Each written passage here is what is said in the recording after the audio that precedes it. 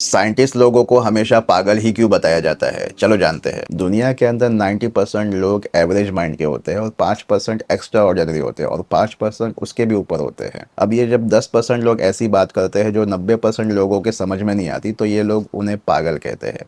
ये तो हो गई दुनिया की बात। लेकिन अगर ये एक्स्ट्रा ऑर्डिनरी पर्सन मजहबी हो और मजहब के अंदर कोई ऐसी बात कहे जो ये 90% लोगों को समझ में ना आए, तो लोग उसे गुमराह कहते हैं, काफिर कहते हैं। इतिहास में बहुत सारे मुस्लिम साइंटिस्ट गुजरे हैं, जैसे कि इब्न रुश्द, अल-कंदी, इब्न खल्दून, लेकिन उस ज़माने के मुसलमानों को और मुस्लिम स्कॉलर को उनकी बातें समझ में ना आई, तो इसी वजह से उन लोगों को सताया गया, यहाँ तक कि उन्हें मौत की सज़ा भी दी गई। और ये सिर्फ पुराने ज़माने की बात नहीं, बल्कि आज 2025 में भी अगर कोई आलिम आपको लॉजिकली समझाए, साइंटिफिक बात करे, सोशल मीडिया चलाए, ट्रैवल करे, बिजनेस करे, तो वो उसे समझ में नहीं आता, क्योंकि उनके दिमाग में यही बैठा हुआ है कि एक बड़ा आलिम ऐसा होता है जिसके साथ में खादिम हो, जिसकी बड़ी बड़ी पगड़ी हो, जिसके हाथ में हमेशा तस्बीह हो, वो इमोशनल बात करता रहे। तो एक एक्स्ट्रा ऑर्डिनरी इंसान के लिए इन 90% लोगों से डील करना बहुत ही ज़्यादा मुश्किल होता है, लेकिन ये लोग रुकते नहीं है, जिसका फ़ायदा ये होता है कि उनके दुनिया से जाने के बाद भी हज़ारों साल तक के लोग उनके बातों से फ़ायदा उठाते हैं। एग्जाम्पल के तौर पर इमाम बुखारी इतने फेमस क्यों हुए? क्योंकि उस ज़माने में बहुत सारे लोग हदीस को जमा करने में लगे हुए थे, जैसे कि आज तमाम लोग एआई के अंदर लगे हुए। बहुत सारे एआई के नाम भी आपको नहीं पता होंगे, एक का पता है चैट जीपीटी। वैसे ही इमाम बुखारी ने ये सोचा कि सभी इसके अंदर लगे, मैं कुछ